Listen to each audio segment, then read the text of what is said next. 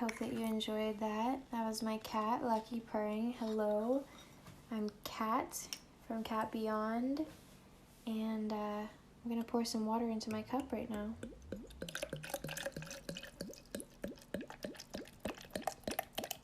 This is a reminder, by the way, that you should pour yourself a glass of water. It's going to be a little while. You're going to need some water to process everything that we're talking about, because welcome to the first episode of the CatBeyond podcast. We're going to start with September. I don't know entirely what this podcast is going to be, but it felt very necessary to start for a multitude of reasons. So I'm just going to briefly go over those in a relatively unplanned way. I didn't write any bullet points for this. I don't want this to be that kind of podcast, or at least not this episode. Essentially, the reason I found this necessary is that I have been getting asked questions, obviously for a long time. I've been on Instagram a while, and I've been talking about my journey with healing on multiple levels for a long time. But especially over the last year or two, as I've opened up more about what I do for myself and what I do with my clients, and then just things completely unrelated to the healing aspect of what I do, things about astrology, things about health, things about food, just personal opinions, all sorts of life kind of things that I get asked questions, and I end up in people DM me, and I'll end up sending them these long voice memos. If you're here and you've gotten some of those from me, I love you. Thank you for listening to me. And everybody who's gotten them, we've had good conversations, and it's just been really wonderful to have, to not have the limits of caption length or the Instagram stories thing where it's I can only talk for 15 seconds to a minute. All of those limitations just don't really suit me well, because I'm a Gemini. I talk a lot.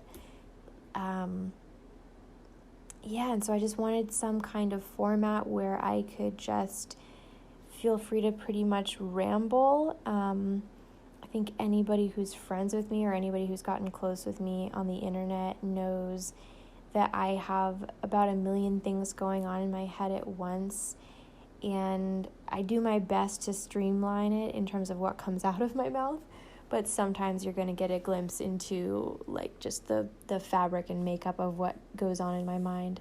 I'm going to take a drink. You might want to as well.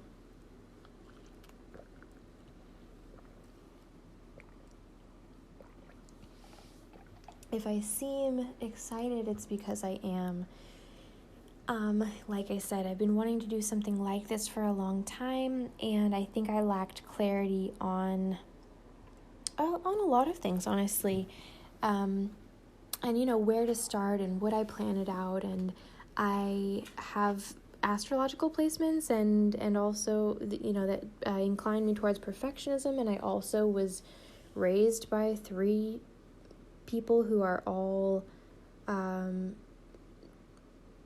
extremely perfectionistic. I was trying to find other ways to say it, but suffice it to say, extreme perfectionists.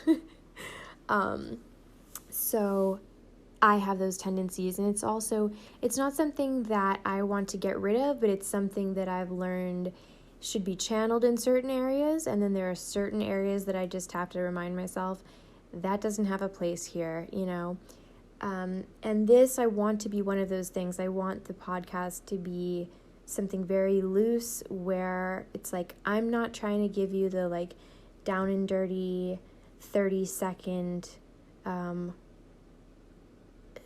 overview of something. This is I'm getting into the meat of things here, really going into the thick of things. And like I said, when I'm in people's DMs and I'm going on, it's because they've asked me a complicated question, and something that I don't have a lot of absolutes in life other than the duality of things are incredibly complicated and also things are really simple, and both are true to me.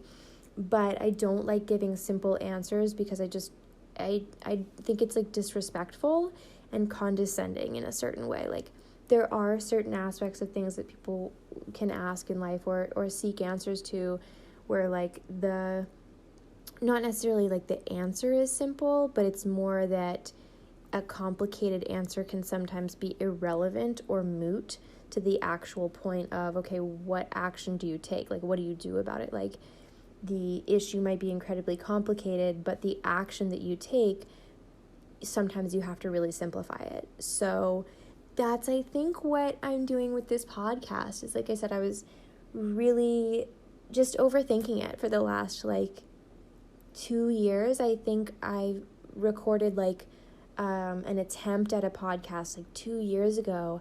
And the message was there, the intent behind it, totally there. But I just wasn't ready, I think, to use my voice in this way. And that in itself is a whole other tangent that I could go on in another podcast. Somebody's going to have to remind me, though, because I'm sure there's no way I'll remember specifically to go on that tangent. But today, as I said, I'm going to talk about September and the astrology. I don't know if I said I was going to talk about the astrology of September, but that's what I mean by I'm talking about September.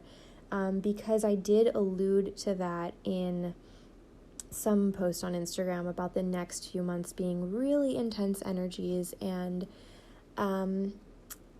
I'll probably, no, I don't know if I will, but I was going to say I would post a picture of what my agenda looks like. I guess I might let down a little bit of a boundary, my little Scorpio moon boundary, and show you guys what my agenda looks like in an Instagram post. So hey, by the time you're listening to this, I guess I'll show you guys that. It's one of those Scorpio moon things where I'm just like, oh, but then they would know what I'm doing and when and whatever. Anyway, so I'll probably just white out some of the things that are, not relevant to you guys. But whenever I have a new month coming up, I make sure that I've gone over the astrology in my agenda. Here, let me actually, you know what? Like I said, this is going to be a tangential thing. If you're here, it's like I might say I'm talking about one thing, but we're going to talk about a whole bunch of things. So let me know if that, I guess, works for you. If you're, I don't know what, the commenting thing is like on podcasts. I really, like I said, I haven't looked too much into this. I'm one of those kinds of people who, I want to research things that are important, certain things in life. I will heavily research before I make any kind of moves, and other things, I'm just I just want to go for it. I don't want to have to do it the way other people are doing it. I want to do it in a way that's natural to me. So in whatever capacity people are able to comment on podcasts, I don't know if comments are a thing on podcasts, but if it is, please let me know what kinds of things resonate more or less to you guys and things like that. So let's talk about astrology and our agendas and why I do this, first of all. And I promise we will get into September. Okay, when I get an agenda, it is usually a year-long agenda. It's not, I don't do an 18-month kind of agenda. That's just not really how my brain works. I like the new year, even though it's different than the, Western zodiac version of a year. There's a lot of resonance to me in the January to end of December kind of year structure. It works really well for me. So when I get an agenda, I look at the astrology for the year in terms of major transits and planets, and I put those into the the month views of my agendas. Why do I do that? I'm, as I said, a little bit of a perfectionist, a little bit obsessive, but because I've been studying astrology long enough, I came to astrology, and as I came to everything, as a skeptic at heart, an open-minded skeptic is what I would call myself.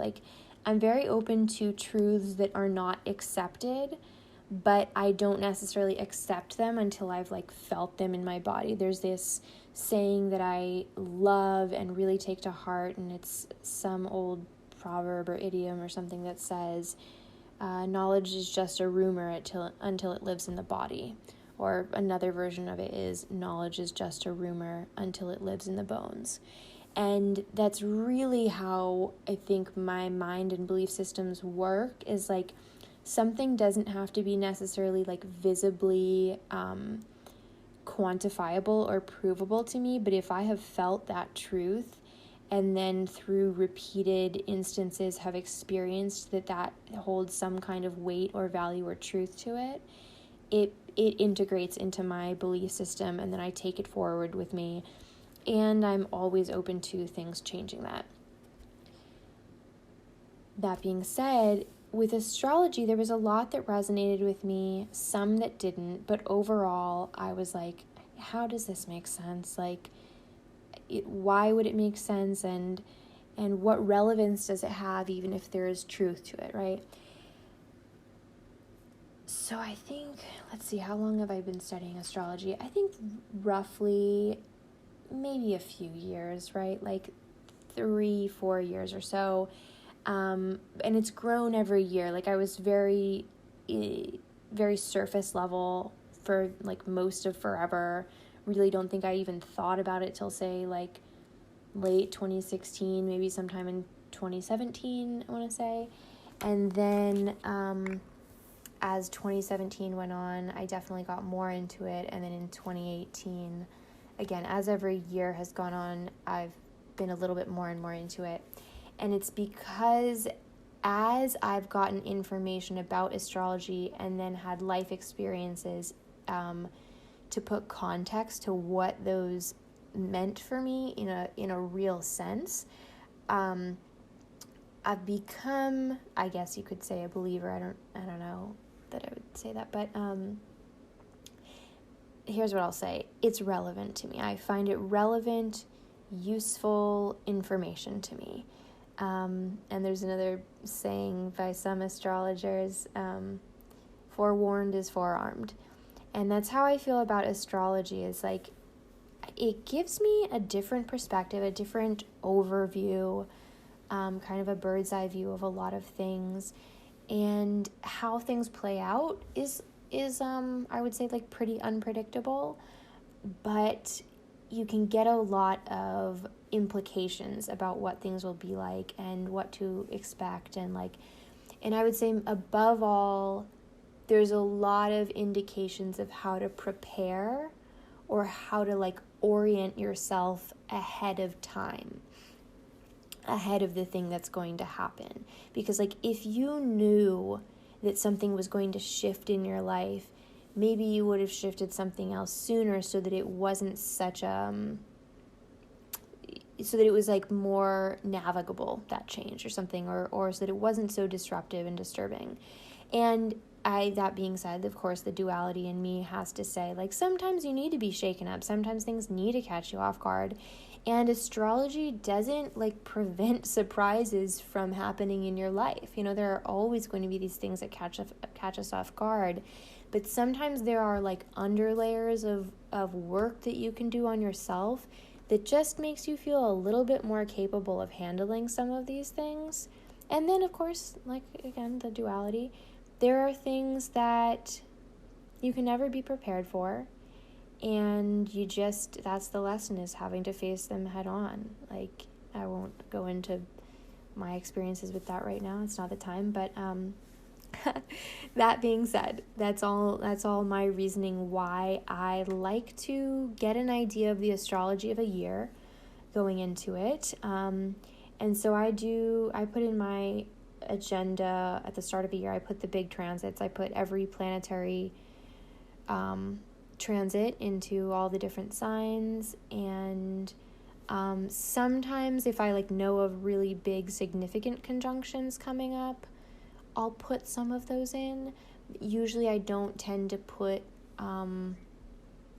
conjunctions of the smaller or closer planets until like the coming month or two, like before they happen. So like the Saturn-Pluto conjunctions were in my agenda, and the Jupiter-Saturn ones were in my agenda going into the year.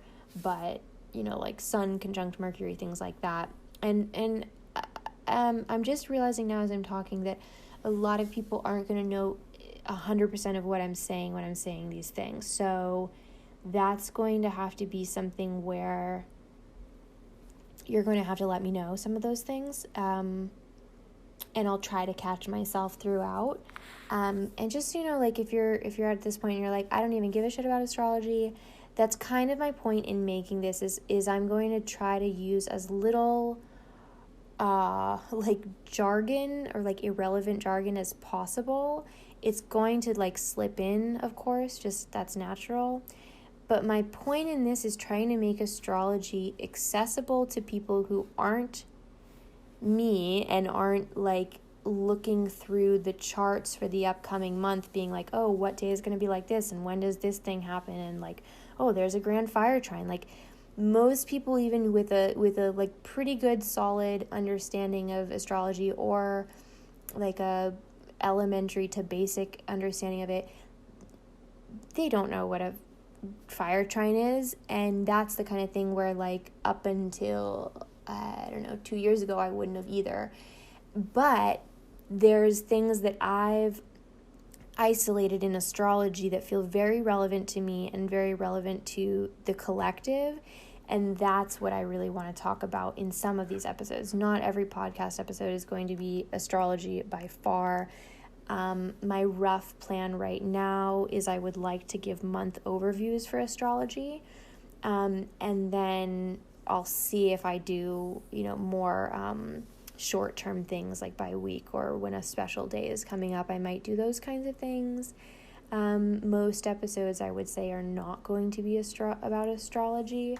It's just that there's like always a lot to talk about with astrology, and especially, and the reason why I really wanted to jump into September astrology is because it is such a full month. Like comparing September to October, I do think that October will be intense, but like if you saw the difference in my agenda between how much I have written for September, it's like there's just so much astrologically happening in September versus October. There are some big things for sure, but they're like on certain days, whereas September has there's like, I'm looking at my agenda right now, there's like 2 days in September, maybe 3 days, that don't have me writing something about the astrology of that day being pertinent.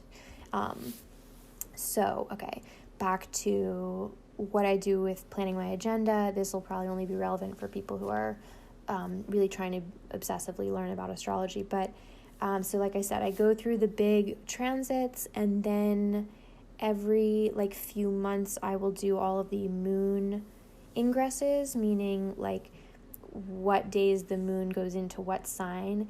And again, it's like with astrology, the nice thing is you get to pick and choose what things are relevant for you. So like an earth trine, which I'll talk about in this episode, earth trines are relevant to me because I have an earth trine in my chart. So it's something that I've isolated and looked for in astrology because they help me. I will say I think that there's also a lot of like collective energy to be gained from them, which is why I want to talk about them in these podcasts, because they're essentially like windows or portals of energy and opportunity, and they're things that I don't like to miss, which is why I take note of them, why I look for them, and then realizing, if they're of use to me, then perhaps they're of use to somebody else. And so about the moon signs, that has become incredibly important to me because the way that my placements work, I'm very affected by the moon. A lot of people are, I'm sure. I've not been everybody, so I've just, at least for right now, I've been me. And I'm very affected by the sign that the moon is transiting, is going through. So that's something that I take note of for every month. And then on top of that, I always put the retrogrades. Those are generally quite important to me, even when I swear to myself, like, oh, this retrograde's gonna be different, like, and some of them, are more or less intense and do different things, but they're always of relevance to me, it turns out, and not just Mercury retrogrades, which is what everybody talks about, which is quite ironic since they're very common. And like people don't talk as much about, Venus or Mars retrogrades or things like that, but those are like really very strong. That's the other reason about September is we have a Mars retrograde coming up. So I'm thinking that in accordance with this episode, I'm going to put together a little like infographic of sorts for Instagram about the major things going on for September. It might be a really long multi-slide infographic because, like I said, there's so much. So back to the agenda thing. After I put in the moon signs, and I always put in the times that they're ingressing into those moon signs. I don't get into void moons. That's another jargon thing, and that's a little beyond me, and frankly, I've just not found that it's that relevant or that the void moon makes as much of a difference to me. So I don't really pay attention to it.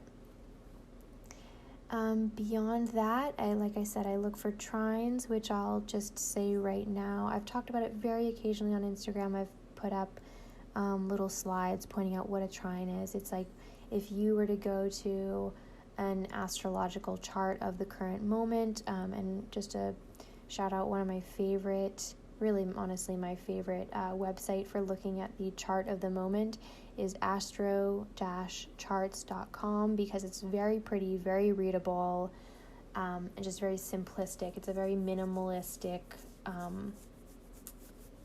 like the aesthetic on it is very clean, and that works really well for my brain. So so if you go there and you look at a chart and you see a green triangle in a chart, or on another website it might just look like a triangle because they don't color code things, which again, my brain, the way I work, I color code everything. You'll see in this picture my agenda is heavily color coded. It has to be that way. Multiple people in my family are like this, so it's a hereditary thing. It's one of those like nature versus nurture things. Like, it's definitely nature. So trines are important to me. Trines they mean that something is 3 signs apart, 4 signs apart. I don't know why I was saying that. I was thinking trine like 3. But it's like a roughly equilateral triangle, and it's really just go to astrocharts.com or Google. This is one of those things, like, some of these things I'm not going to get into explaining it, because if you Google it, it'll do a much better job, and you can decide what's of relevance to you enough to Google that and look into that.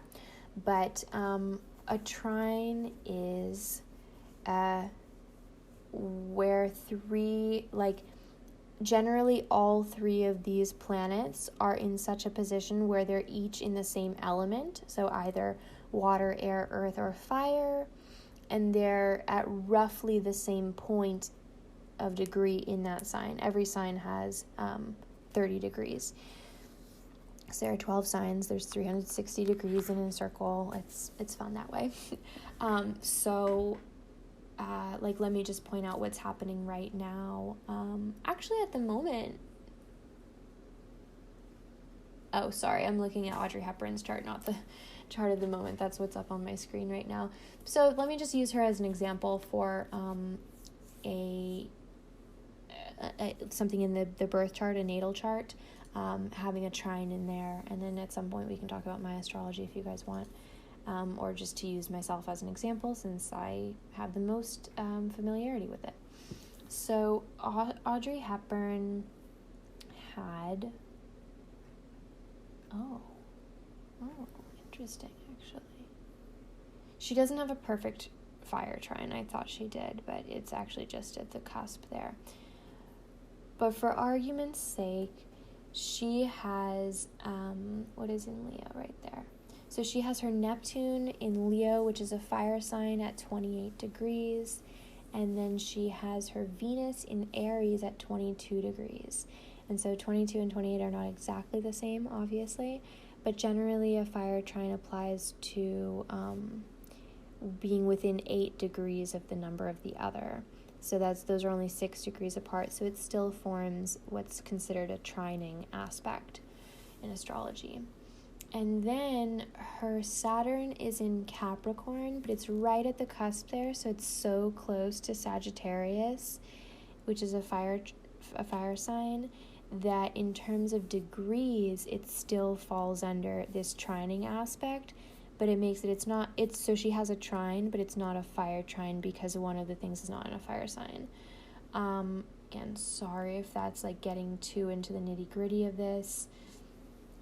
I do want to get to September. You know what? I'm so sorry to fake you out, but I'm starting to think that this introduction will have to just be its own little introduction. And that I'll just make like a separate sweet little podcast for September, assuming that you've listened to this or gotten familiar and whatever. And that way, I just like the separation of things sometimes, keep it a little bit clean. And so then I'll just use this as me talking about like how I put astrology into my agenda. Okay, so then let me just go on a little bit more about this. Okay, so from there, what else do I do in my agenda? Okay, so like I said, I put in the retrograde points. I also put in retrograde shadow points, which means, okay, so let's just talk about Mercury. So actually, I have it right here. So I'll use this September as an example, and I'll get into this more in the September podcast to follow this episode. So on the 23rd of September, Mercury retrograde shadow starts at 25 degrees Libra, meaning that when Mercury goes retrograde, and let's take a look in my agenda when it does, Mercury goes retrograde on the 13th of October at 11 degrees Scorpio. But it will go, throughout the course of its retrograde, it will go all the way back to 25 degrees of Libra, meaning that it will like recover all of that ground and go over it. So the reason that shadow is of relevance to me is it kind of signifies like, okay, starting right now, what I'm dealing with in terms of like communication, movement, language, thought patterns, things like that, how I kind of function in a lot of ways. Everything between September 23rd and October 13th will come up for review again. So, as I said, the forewarned is forearmed thing. It allows me to become aware of what I will become aware of before it is forced upon me to be aware of that. So that, again, that's a relevance to me because it's like if and you can kind of start to see what kind of student I was for at least the classes that I cared about. It's like if the teacher's saying, I'm going to test you on the things that I cover during this specific period, then it's like, okay, well, why don't I just pay attention now while she's talking about it so that when it comes time to study it, it's just a review. Like I've already kind of said to my brain, okay, brain, like really pay attention right now because this is relevant. So it's like, it just ends up being that then when I have to go over it, it's like I have an even deeper understanding of what I've been asked to go over, and it's already integrated on one level so that by the time I'm being forced to like integrate it in a different way, I get to have like essentially two to three experiences of that because it makes 3 passes like over the same area.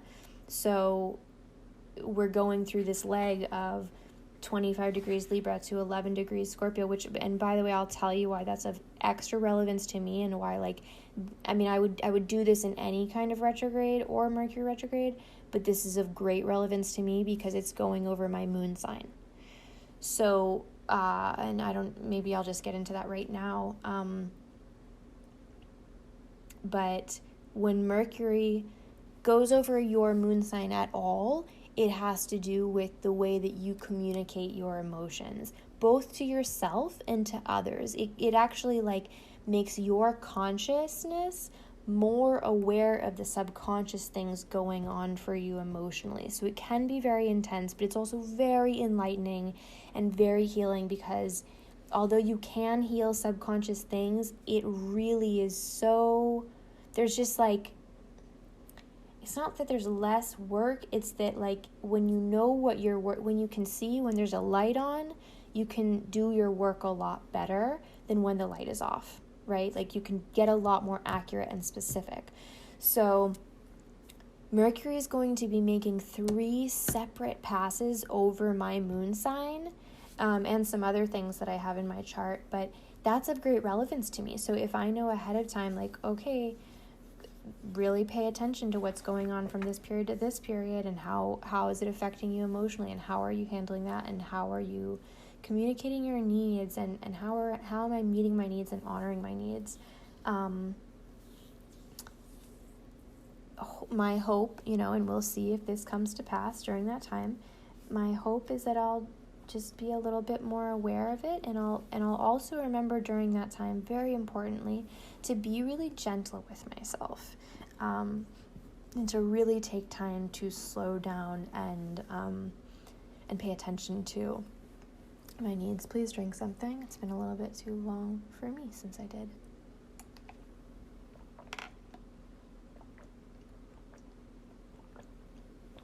By the way, that is an obvious shout out to Amber Khan, Queen of Podcasts. If you listen to her separate ones as well. So that was still me going on a tangent about why I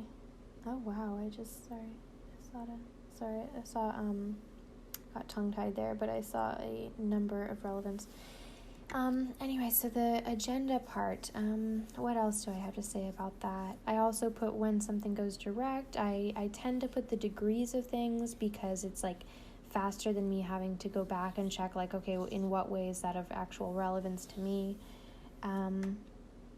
And then the final thing I do, which you'll see in this photo of my agenda, is that on days that are looking to me as though they'll be intense energy days, I put an orange parentheses around the astrological information for that day. So, like, every day has, a square in a month calendar, and I usually put the little astrological information on the bottom part, and then I'll just put that orange parentheses around that. So it kind of reminds me, like, okay, that's going to be an extra energetic day, so prepare accordingly. Like, eat really well, sleep well if I can, try to get more of my work done on the days around that are not high energy days, because sometimes I feel a little bit more drained on high energy days. And they really, this is 2020, I would say, if I had doubts about astrology before 2020, like, they're gone now, because a bunch of the things, like, whenever I go through a month or two ahead of time and I put these parentheses around these energy days, yes, some of the days they're more intense for me. Sometimes they're great days, sometimes they're less than great, but generally those are intense days for the collective and for the world. Like, a lot of the intense things that have happened this year on specific days have been on days when I had parentheses around them. So it's just an indication to me of, like, how to orient my schedule. I work part-time for myself and part-time for my mom, who's an accountant. So I do a lot of, like, office stuff for her. and just like a lot of the secretarial or sort of like assistant administrative type stuff for her. So, and then the rest of the time I'm working on one of my various streams of income, or I'm studying or creating or something like that. So yeah, that's how I'm able to try my best to set up my schedule so that I can work more on the days that should be easier, and then I can sort of do more like energy work or more like self-care on the days that are going to be intense. And then what else? What was I going to say about that? Oh yeah, that sometimes I will plan to do like a cleanse day or a fasting day, like 1 or 2 days, depending on the intensity of it. So like looking ahead in September, if I were to fast like 1 day a week, I could pick out here what the better days would be for that. And that's also something about fasting, like I'm sure I'll make an episode about that, but that is another way to take advantage of the energy and opportunities and portals in a day is by fasting on those specific days. So it's like, why would I waste there's no such thing as a wasted fast. Like the science of it means that it's great for your body no matter what the day is.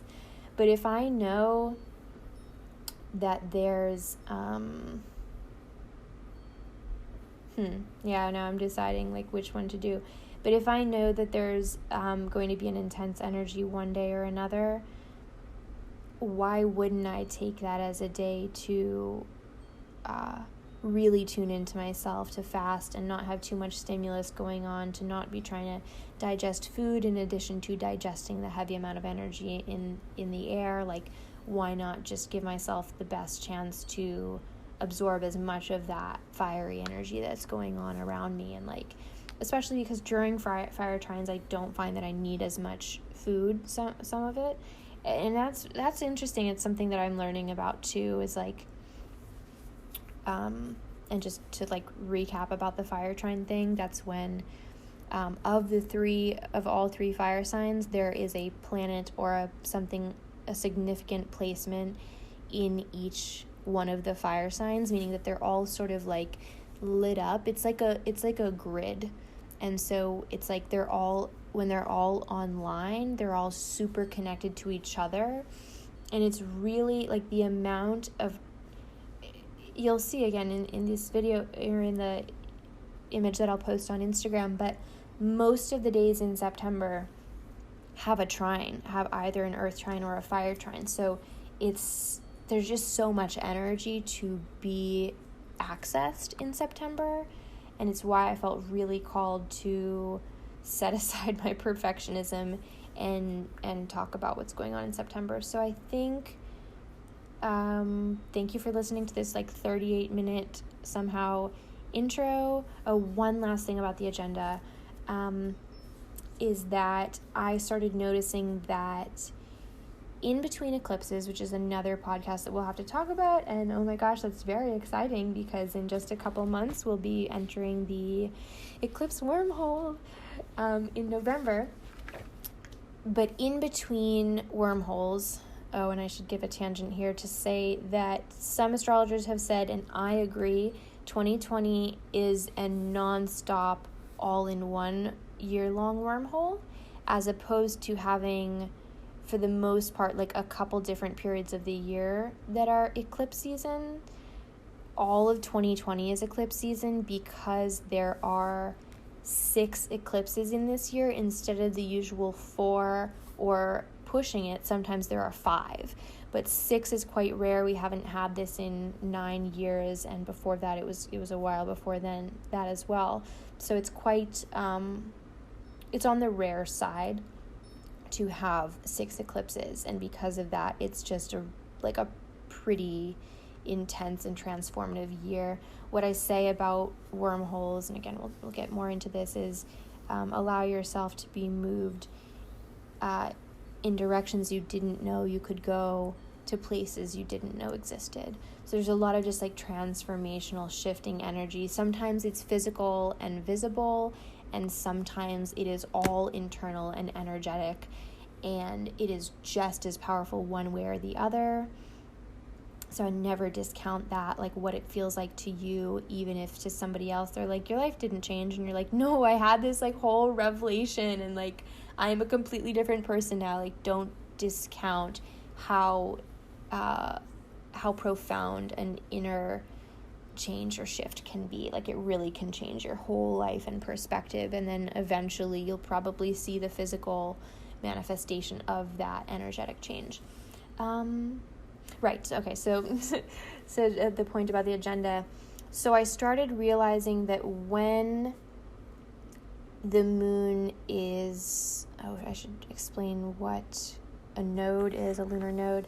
Again, this is why like the astrological episodes of this podcast will get really nuanced and probably be far longer than the others, although as I've made clear, I'm a Gemini. I talk a lot. It's been 41 minutes and I'm not breaking a sweat.